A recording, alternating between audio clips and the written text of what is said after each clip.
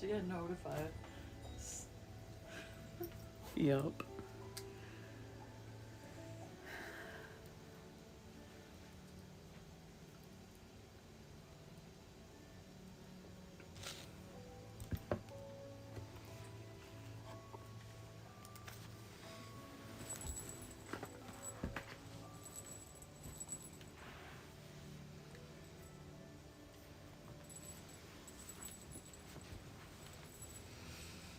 Just give folks a chance to join before we get started. Jasper! Come here, Jasper Doodle.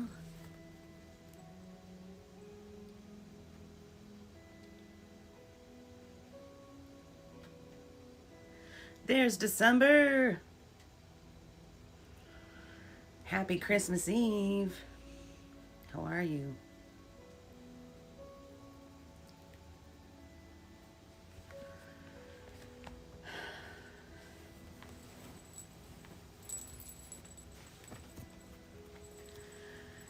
So we're having quite the weather here in Michigan right now.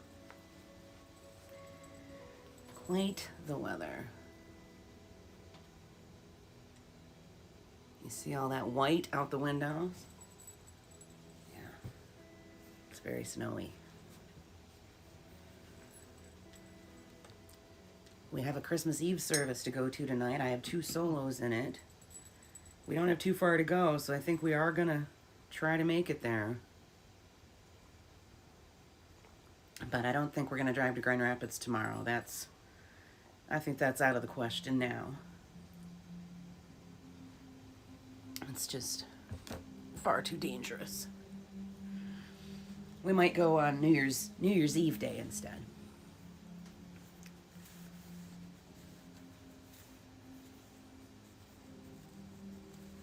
What was that look, Carrie?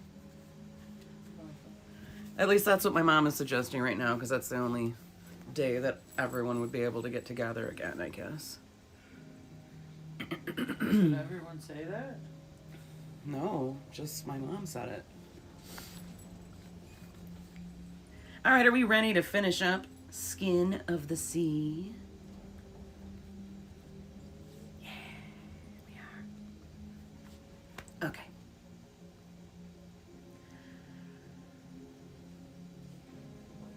Where'd Jasper go? I thought he was going to be my little reading buddy. Jasper, kitty, kitty, kitty, kitty. All right, chapter 26.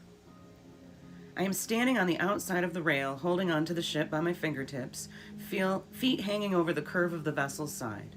The sun is rising in bursts of gold and pink, burning along the line of the horizon. I close my eyes briefly, feeling the chill of the morning wind as it whips my hair into black clouds that rise around my face. The Oyambo reach for me, but they are wary this time, marked with the bleeding red gouges I scored in their skin. I know what they've done to the others, the ill and the punished, tossing them into the sea where they were pulled under by currents and chains, as if we were nothing. I snarl, twisting away from their grip, and say a prayer to Yamoja as I open my arms to the waves below me. Light sparkles on the white foam, the sea inviting me. They don't have the chance to throw me. I jump. The water crashes around me, bubbles rising as I sink beneath the ship, watching it sail on, thinking of my return to Olodumare. Water fills my mouth, my nostrils seeping into my lungs. My legs kick into the blue blackness of the deep. I can't help the surge of terror that once again rises, threatening to overwhelm me. Instead, I think of Yamoja, her love for us, her children. There have been rumors that she follows us, the stolen, the sold, the taken. That she cries for us, her tears adding to the sea as she murmurs prayers of comfort. Some are sure she will wreck the ship and release us, while others call for her blessing. I'm not sure what to believe, but I know that being below the ship is better than being on it. As the last of the air leaves my lungs, I blink, catching a glimpse of something that glitters, even this deep in the sea. The currents shift around me as I search again, catching sight of scales that sparkle in the blue. Shimmers of turquoise and indigo, dark skin and black curls. The milky gleam of pearls and white gold. Yamoja. I'm too weak to do more than widen my eyes as she swims up, my vision darkening, the silver in her eyes matching the stars that flare and explode in my gaze. my ancestral Orisa, present at my birth and now at my death. My heart pulses weakly as Yamoja gathers me to her, whispering that she has always been there. Her skin feels hot in the cold sea as she tells me of a task, a calling, and gives me a choice. I do not need to consider it, for I would do anything for her. I nod my head, spreading blackness across my vision. And then my chest clears. There's no need to breathe. Instead, the skin of my legs prickles as scales slice their way through, the same colors as the pink sky at dawn.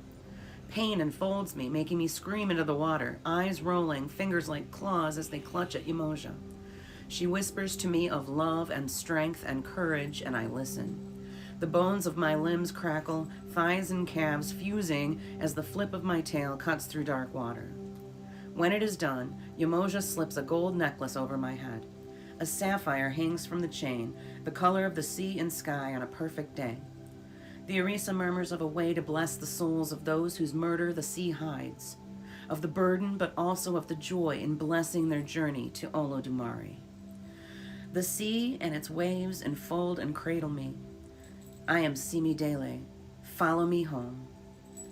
In the moments as we fall, as my fingers anchor into the flesh of Esu, who I was and who I am pulses through my mind. I will take him home with me, home to the sea, which will swallow him whole. I am more than memories. I am more. The roar of the Orisa only makes me cling on tighter. Esu's scream mingles with the whistling keen of the wind as we fall past splintered black rocks under the light of the moon. When we crash through the waves, the coldness steals my breath until my scales form, legs fusing into a tail that is powerful, its golden fan dividing the water. My arm catches on the serrated edge of a reef, but the wound heals before it can bleed. Esu is not so lucky, and he is battered by another rock, as I catch the gleam of alarm in his eyes. He fights to be free of my grip, and I release him, welcoming my transformation as the sea fills me with strength. Hi, Andrea. Hi, TBC. Hi, Julie. We're really going to risk it tonight, eh, Julie? Okay.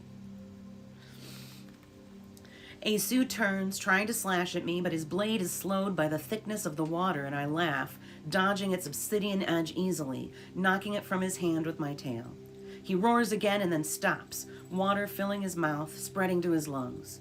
I lunge, grabbing his other ankle, and dive so that we leave the midnight sky behind. Esu twists and wraps his hands around my neck, squeezing my chilled flesh. Despite the tightness at my throat, I grin, dragging him farther into the darker places of the sea. The Orisa frowns, his black eyes on mine as he holds on to my neck. Our bodies graze the bedrock, throwing up arcs of silt that form pale clouds around us. I raise my hands to his knuckles, but I don't try to pull them away, my fingers caressing as I see triumph alight in his eyes. The stars that sparkle across my vision bloom and fade like the dying suns in the skies far above us. I manage a tilt of my lips despite the pain and take my hands from his fists, holding them out in the water, palms up, blinking slowly. Come. Coil around. Come. The eels twist up from pockets of black rock, their flesh dark. Esu doesn't notice them cleave through the water until they wind their bodies around his wrists in sinuous arcs, long ribbons of fins brushing against his skin. They pull his grip from my neck. Bite. The Orisa's mouth is a ragged maw as the eels latch onto his hands, needle-thin teeth splitting his skin like sharp knives. Released, I swim backward, watching as more eels flex in the water, wrapping their bodies around both legs and arms. Esu thrashes, a sheen of panic in his eyes. From the tight folds of my hair, I ease out the black pearl given to me, its surface satin smooth, magic throbbing in the dark iridescence of its outer shell. Releasing it, I let it settle on the bottom of the sea and swim back to Esu. Satisfaction swells, growing more when I think of what he did to the twins, what he did to Kola. Kola. My mind goes back to his broken body on the floor beside his brother and sister.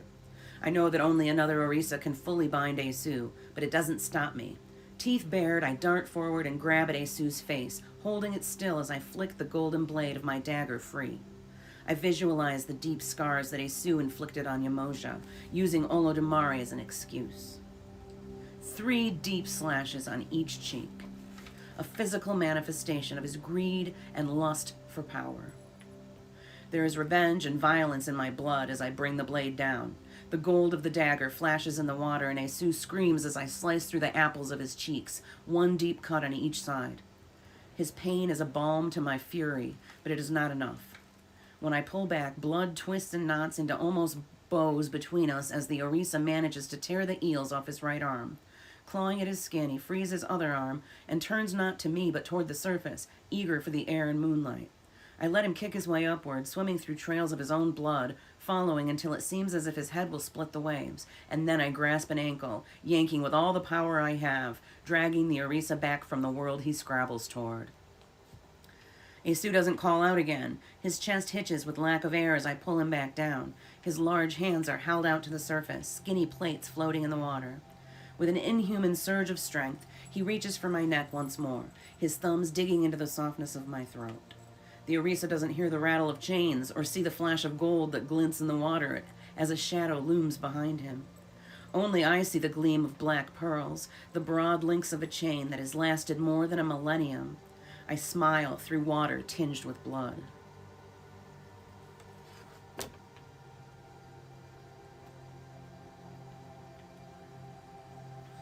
Hi, Teresa. Welcome.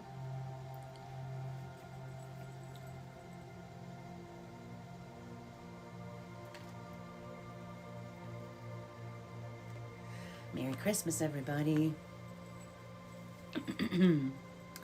Olokun slinks behind Esu, his tail a sinuous twist in the depths, chain bunched in his huge fists. My hair waves in the current, braids floating upward and across my vision, framing Olokun as he lifts the metal bunched high in his grip. His gaze connects with mine, and I manage a tiny nod as the Orisa brings down the chain in an arc of gold, looping it around Esu's neck. With a jerk, Olokun pulls the Orisa backward, wrapping more of the chain around the thickness of the body he has trapped. For all the times you would not pass on my messages, Olokun's rich voice pulses through the deep. Esu attempts to spin in the water, but Olokun pulls tighter, restraining the Orisa where he floats. And for all the times you tried to trick your way into gaining the powers of the sea, taunting me with my punishment when I would not fold. He loops another length around Esu's neck. And Yamoja, when you could have pleaded on her behalf to Olodumare, but instead you meted out a punishment born of your own discontent. Free of Esu's grip, I swim around him, elation filling my movements with grace. You came, I say to Olokun, as he hunches over Esu, twice his size, pearl cape whirling in the water. Olokun nods and holds out one hand, holding the chain tight with the other. The black pearl I released into the water sits in his lined palm. You summoned me. He hisses something in Esu's ear. The Orisa gasps, no longer fighting for breath, able to breathe in the water as he glares at me, his gaze filled with malevolence. I will bind him at the bottom of the sea until Olodumare sees fit. And the ring? I ask as Olokun towers over me. The Orisa promised his help as well as the band he found, but he never showed it to me, and now a slice of doubt forms.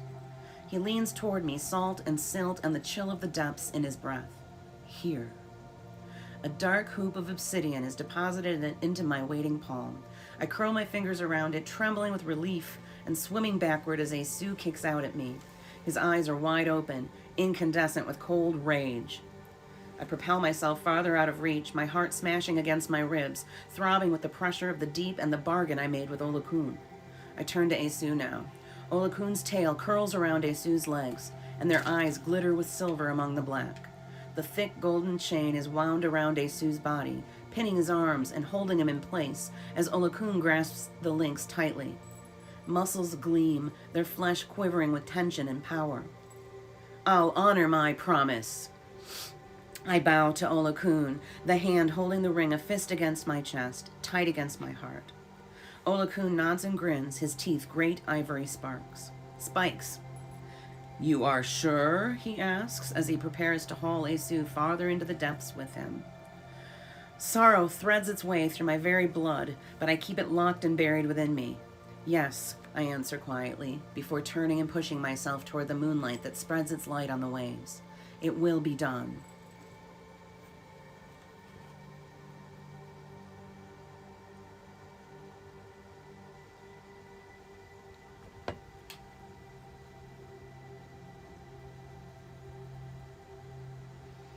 TBC's got yummy peppermint cocoa. Yum. The shore is full of rocks and sudden waves that threaten to pull me back into the sea. Shivering, I crawl up onto the land, arching my back as my body changes once again, bones resetting under the gentle light of the moon.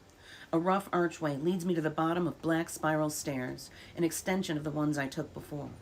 My feet stumble on each step as I drag in damaged breaths from the wreck of my throat. Pausing, I lift a hand to the sore flesh.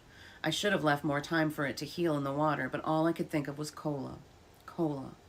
The thought of his injuries pushes me onward as I hobble up the stairs, trying to ignore the ache in my feet and in my heart. Smears of blood mark the wall as I go higher, and the sight of it makes me dizzy. "See me!" exclaims Kahindi as I stagger into the room. She jumps up from her brother's side and rushes to me, small hands sliding around my ribs in a hug.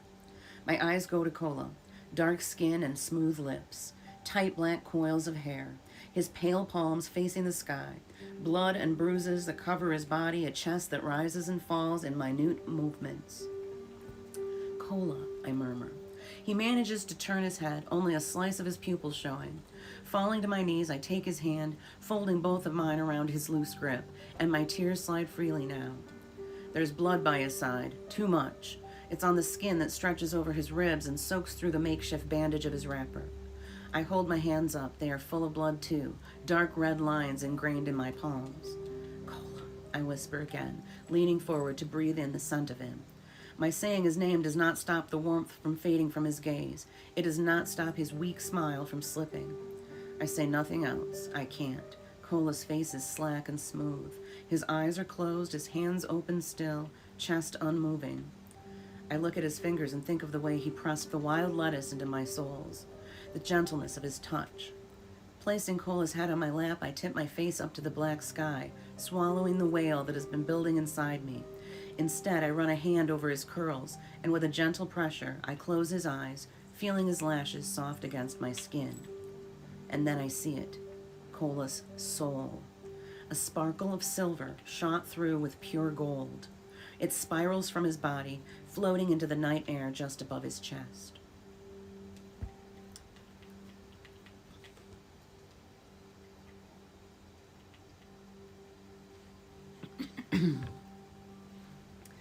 Chapter 27.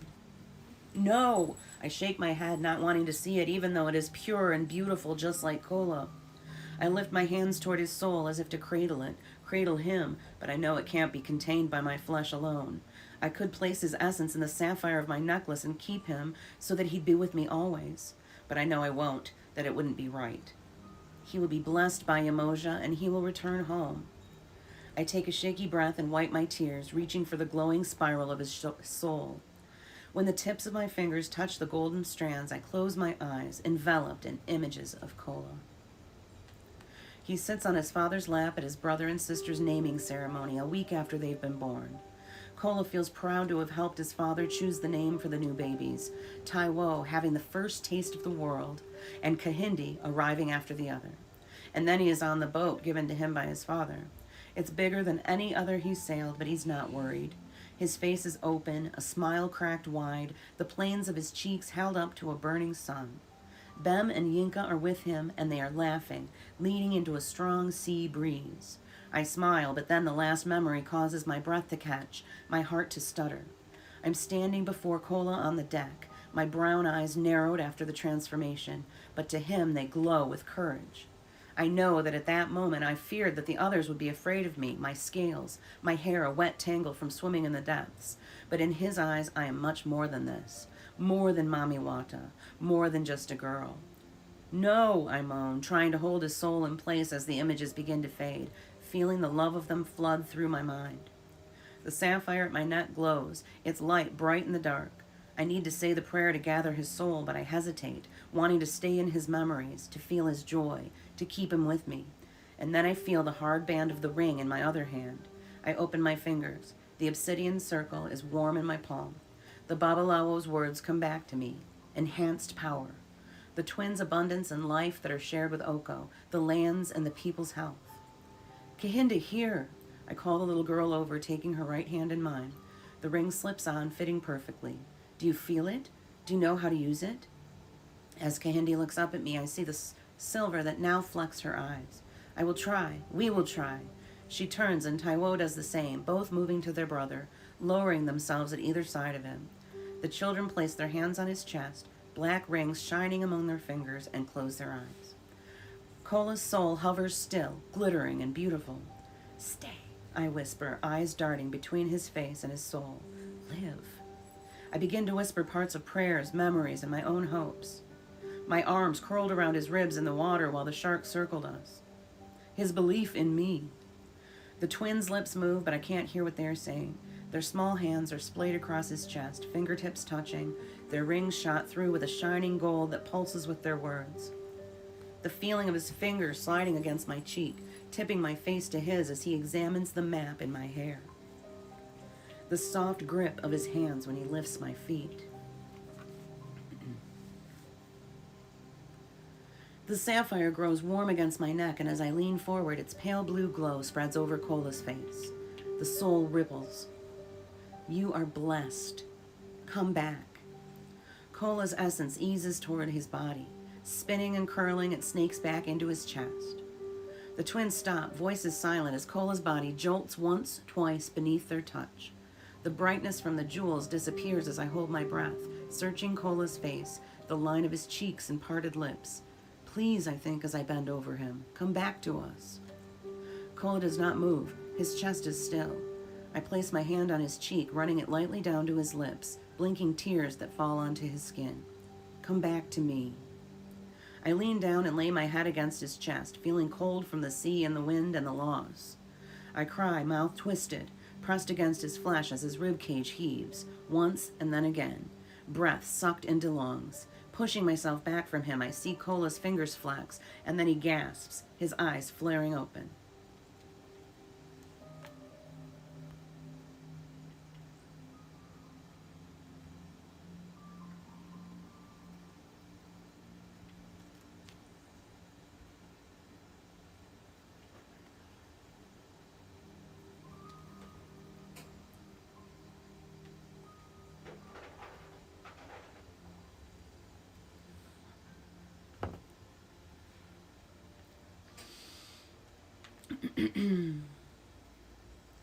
I take a deep breath in the early morning air, grateful for the sun that is rising, casting its blush over the sea, lightening it to a blue that will mirror a perfect cloudless sky. We are still in the room at the top of Asu's palace. Kola rests between Kahindi and Taiwo, his strength growing. The twins each pass me a ring. No one speaks. The journey I have made has always been leading to this moment, and now I find a small part of myself wishing it weren't here. I sneak a look back at Kola. His brown gaze meets mine, and the tilt of his head, the small smile he offers, help me to set my shoulders squarely. What I did, saving him, came from my heart, from not being able to stand by and see a person die. Olodumare will see that, will know that, I hope. Shaking, I slip the rings on so that they encircle the fourth finger of each of my hands. They sit below each dark brown knuckle, gleaming and absorbing the first rays of the sun. The openness of the room makes me feel closer to the heavens, a fitting place to summon Olodumare. I move to stand on the edge of the platform, the stones cold beneath my feet, feeling the rings as they spread a warmth through my body. I cast my mind back to the prayer Yamoja taught me. I lift my face to the rising sun, the words spilling from my mouth. Mo pe yin Olodumare, Jowog bo adurami, wo iwulu milati dahun ipe mi. I pause a moment, eyes squinting against the brightness of the morning before repeating it. I call to you, Olodumare. Please hear my prayer, see my need, and answer my call. The rings grow hotter. When I look down at my splayed fingers, I see that they are now circles of gold that shine, growing brighter until the light eclipses my hands, swallowing my arms and enveloping me. And then there is no up or down, left or right, nothing but dazzling white. Love floods through me, seeping into the smile I know would be there if I could see my body. Forgive me, I whisper, for saving Kola, for breaking your decree. The words are simple, but they are all I have, accompanied by a quiver and a tentative hope that grows with each moment. a sudden pulse of energy that swirls around, surging through my mind and filling me with an all-consuming peace. There is no voice to answer, no words to explain, but none is needed. I am shown it. Images flood my mind. I'm small, selecting yams at the market, helping my mother to cook them. My father sits with me, using a game of Ayo to help with my numbers. The story of creation told by my mother in her star-patterned wrapper. The press of their bodies on either side of me as I fall asleep listening to them talk. Their love for me and mine for them fill me, flooding over the time I spent on the ship, chains heavy, the scent of misery and pain thick in the back of my throat. Olodumare shows me images of those returned, at home and at peace, those who have made their way on their own and others that Mami Wata has blessed and guided. I am shown myself, dragging Kola through the sea, eyes desperate, heart full of righteousness. Olodumare's gratitude envelops me now, folding in with the blessing and the forgiveness I seek. For all that Yamoja and Mami Wata have done, for all that I have done. When the light fades, I open my eyes to the fresh clean of a new day, breathing out my chest light. The rage is gone, replaced with a comforting peace that settles within me. See me? I turn back to Kola, a smile stretched across my lips. For a moment, I'm unable to speak, but he sees the light in my eyes and matches it. Beside him, Kahindi and Taiwo grin, and when I walk back to them, I hold a hand out to each one. They slip each of the rings from my fingers and back onto theirs where they belong. It is done, I whisper, awe laced with simple words. What happened with Esu? Kola asks. He is bound by Olo-kun at the bottom of the sea. How? I mean, how did you manage to get him to help you? I think about what words I will use next. Unable or maybe just unwilling to tell him any more than I have to, I keep my voice the same, not letting my tone change. I lied. I'm sorry, I add quickly. I did see him when I went searching for him. At first, I thought he might be able to tell me something that would help, something that would work to our advantage. I placed my hands on my knees. Olo-kun was fuming. He said Esu refused to take any of his messages to Olodumare. I asked for help and he agreed. But what did he want in return? Kola's forehead creases as he sits up slowly, wincing even though his body is healing faster with the aid of the twins. He gave me a pearl as a way to summon him, but he told me not to tell anyone. I skate away from the question, eyes darting around the chamber instead of looking at Kola. That I couldn't be sure of anyone. And he was right, Kola says, as I let my gaze fall on him briefly. Imagine if you had told us of this plan when Ifedayo was with us. I shudder and rub at the chilled flesh of my arms. We agreed that I would summon him once I had Esu in the sea, that he would chain and bind him. Who knows what Esu has neglected to tell Olodumare, or, I stop and shudder thinking of Yamoja, what Esu has done in the Supreme Creator's name. Olo-kun will release him to Olodumare, who will deal with him as they see fit. And Olo-kun, what did he want in return? Presses Kola, his eyes glinting. The way he watches me fractures my heart. I want to sit down with him, to tangle my fingers in his, lean into his heat, his comfort. But I know I can't. I made a vow to help him. What? Kola asks, a spark of panic in his eyes. He gets to his feet, hissing in pain. How? Kola stands before me and I look up into his the clear brown of his gaze. The beauty spot above his eyebrow is almost lost in the folds of his frown. I reach up and touch it gently. Esu was right when he said we could never be together. I'm sorry, I should have told you earlier. I pause to take a deep breath, but at least this way you're safe. And the twins, and Oko. Simi, what have you done? Kola slides his hands around my arms, pulling me to him when I don't answer. I don't speak for a moment, taking in the shape of his mouth, the smoothness of his skin, committing it all to memory. Tell me, demands Kola, his voice breaking. I pull away from him, his fingers tightening momentarily before he lets me go. The space between us already seems too much, but I back farther away, moving to the end of the platform, scanning the white-tipped waves. The water just below is seething against the base of black rock, but farther out it is calmer, deceptively so. Giant swells rise and fall under the morning sun, its soft light dappling the surface. I turn to face Kola, the dawn growing behind me, spreading its new day glow.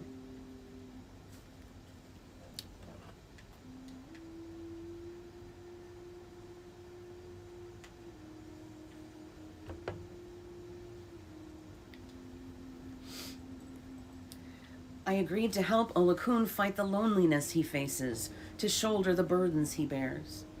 I lock eyes with Kola, lifting my chin. I promise to make the land of the dead my home. Kola's eyes widen and he moves toward me as I take another step back, soles burning against the cool stone.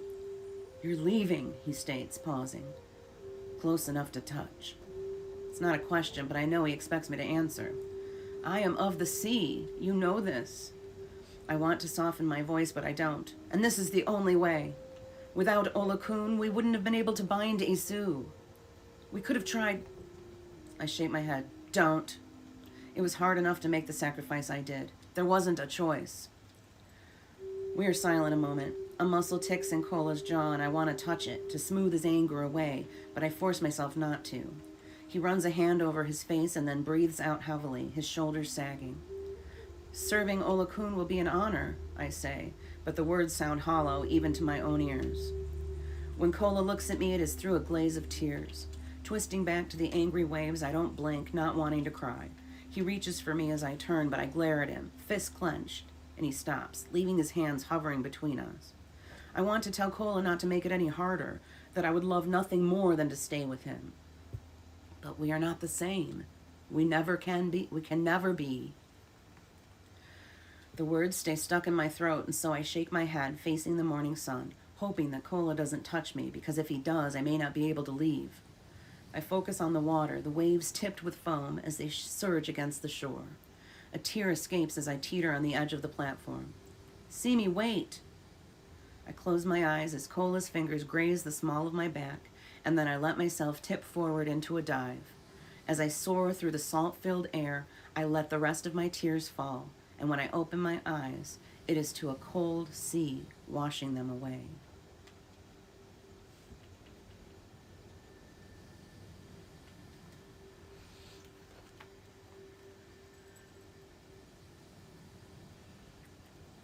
And that's it. That's all she wrote. Do you want to hear the author's note? That's the whole book? Yeah. There is an author's note at the end. I think I'm going to go ahead and read it. When I was 6 years old, my favorite book was The Little Mermaid by Hans Christian Andersen. I was obsessed with the palace at the bottom of the sea and the magic and the mystery of the Little Mermaid's world. I remember reading that book over and over again, examining each illustration and convincing myself that it was all real. And even though I never saw myself in that story, I wanted to be a little mermaid too. Representation matters. There's no escaping the fact that readers engage in stories where they see themselves. I witnessed this as a mother, as a teacher, and from my personal experiences as a reader. And so, as a writer, this is an important focus of any story I tell. In 2017, I began researching black mermaids and fell instantly in love. Quickly, I came across Mami Wata, Mother of Water. Commonly thought to be a single entity, the name has been applied to a number of African water spirits and deities. I chose to focus on Yamoja, often depicted as a black woman with the tail of a fish, who is a Yoruba deity within the Ifa spiritual system and is believed to be the mother of all, giving birth to the waters of the world. Skin of the Sea is set in the mid-1400s, when the Portuguese first began abducting and then buying West Africans and taking them back to Europe and colonized islands. Yamoja was said to have followed the first people who were taken from the West African coast and enslaved. This continued with the expanded transatlantic slave trade, and stories of Yamoja spread across the African diaspora. Aside from Yamoja's role in the Ifa spiritual system, there are stories of the comfort she gave Africans while they were on the slave ships. Some speak of Yamoja wrecking the vessels, while others say she brought back home the souls of those who died. This last concept is the one that inspired me. What if she created 7 Mami Wata to help her bless the souls of those who pass in the sea? What if one of them was a teenage girl who managed to save a life? Simidele, whose name means follow me home, was born. African mythology is integral to this story. Learning about Senegalese fairies, the African version of a unicorn, the Bultungan shapeshifters of the Kanem-Bornu Empire, and the Ninki-Nanka river monster only added to my motivation. Black gods, goddesses, mermaids, and other creatures, both deadly and magnificent, and all with African origins. Creating a story blending these and West African history became a passionate obsession. Black history doesn't start with slavery. An important aspect of Skin of the Sea for me is the positive depiction of ancient African knowledge, culture, and history, which are often insidiously and incorrectly presented as primitive. One example that added to my obsession was the conscious and deliberate use of fractals, repeated patterns, in hairstyles, art, cloth, and architecture across the continent. Ron Eglash, an ethnomathematician, proposed that when Europeans came across these examples, they thought they were chaotic and therefore primitive. It didn't occur to them that Africans might have been using mathematics that Europeans hadn't yet discovered, suggesting that African knowledge of the concept of infinity was prevalent well before it was discovered by European mathematicians hundreds of years later. Fascinated and empowered, I knew I needed to add as many of these details as I could. Skin of the Sea is a blend of history, myth, and fiction. It portrays an alternative version of mermaids and their origins, but also touches upon a dark time in history where resistance, courage, and ingenuity were shown. For me, writing Skin of the Sea has allowed me to tell a story of Black characters from ancient empires, showcasing their power and magnificence. It has pushed me into learning more about my father's country, my ancestors, and West African civilizations. It has shown me powerful images of Black deities and has expanded my knowledge of African history. My hope is that Skin of the Sea will spark readers' interest in discovering more too, that their understanding and empathy will grow, and that they will be enthralled by and in awe of the magnitude of African history, culture, and stories. The end. Oh, that was so good, wasn't it? What do you think, everybody? Andrea says, oh, bittersweet. And Andrea celebrates the tradition of Black mermaids. Yes, that's what we did with this stream, didn't we?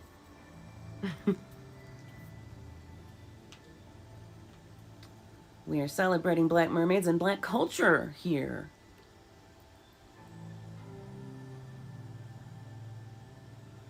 Yeah, that's Scuzzlebutt here. He's trying to stay warm. Jasper has been sprawled out right in front of our heater. But he's not now. Where'd he go? Oh, he's up here on his little perch. They're both napping. Oh, you all have been having stuff explode in cars, huh? You've been losing milk jugs and carried a frozen Diet Coke.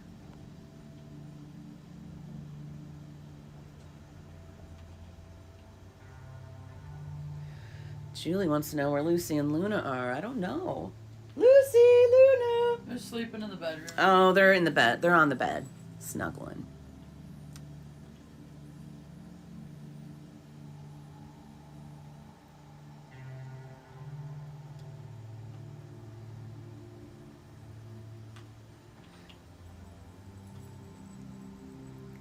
Andrea said she loves watching the cats in the background. I know, it's so cool. Julie got some nice surprises today. I know, I saw your gift cards from your Secret Santa. That's pretty cool. So, since it was postmarked Grand Rapids, do you have some idea who they might be from now? Do you have some idea? Was that a clue on your Secret Santa's identity? Scuzzlebutt! Scuzzlebutt! My baby boy.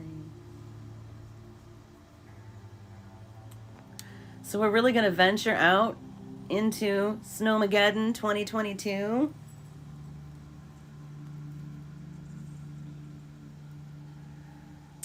Carrie, you met Octavia Butler twice? Yep. Wow. Where? Here, come up on my lap at least. Folks want to watch you. Yeah. They want to see you. They want to see your cuteness. Scuzzlebutt. That's my baby boy. That's my baby boy. Mm-hmm. Yeah, he's my baby. That's my baby. A whole genre now. That's cool. Oh, look at the sweetness. Look at the sweetness. Oh, it's so precious. So precious. On Sozzy Boys by Neil Gaiman. Ah. My ex-husband did some work with Neil Gaiman and Vince Locke, too.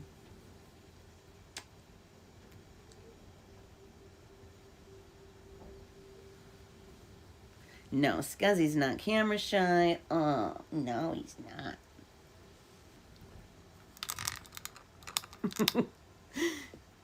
Scazabutt. Scazabutt.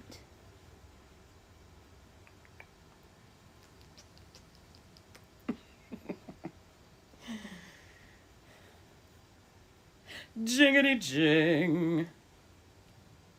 Carrie.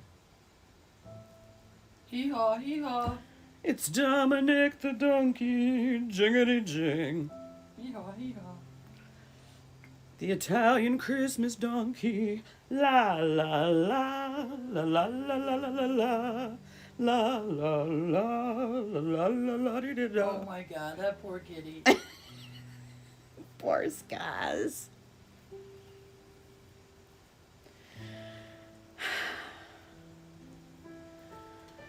So,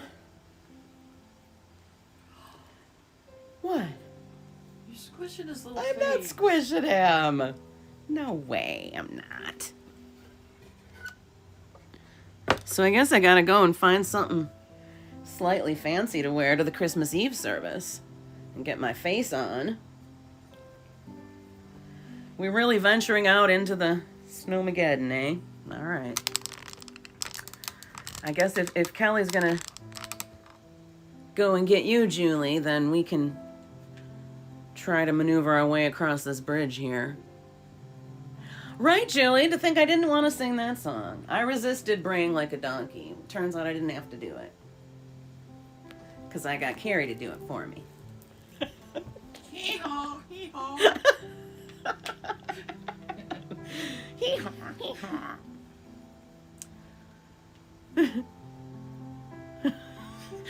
December said, "Run, Scuzz!"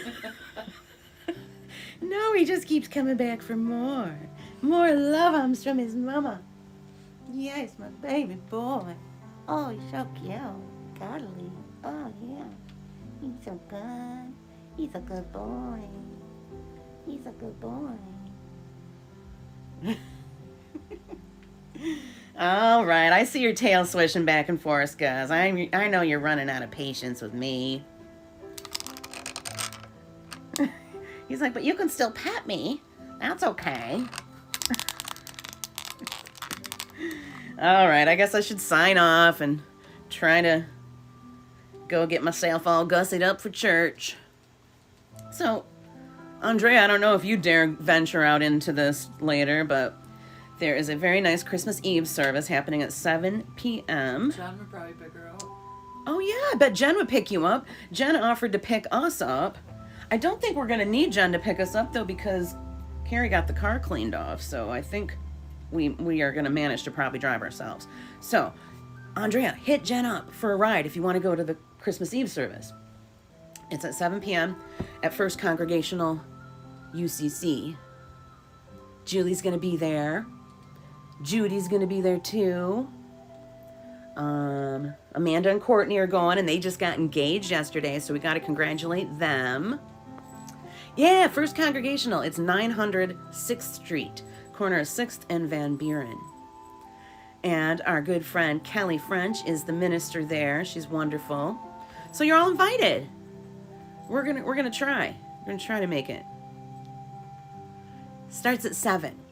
We're gonna get there a little early because I'm bringing a speaker I gotta set up and do a quick sound check because I'm doing a couple solos. But it will start promptly at 7, and we should be done by 8. So hit Jen up for a ride.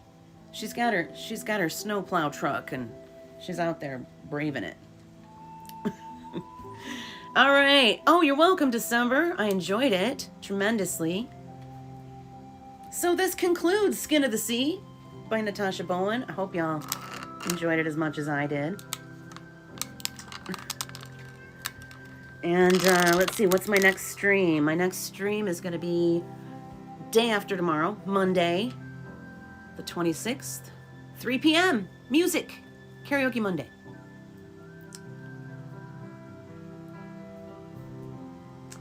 Oh, I'm glad you liked it, Julie. Teresa, you stay safe too.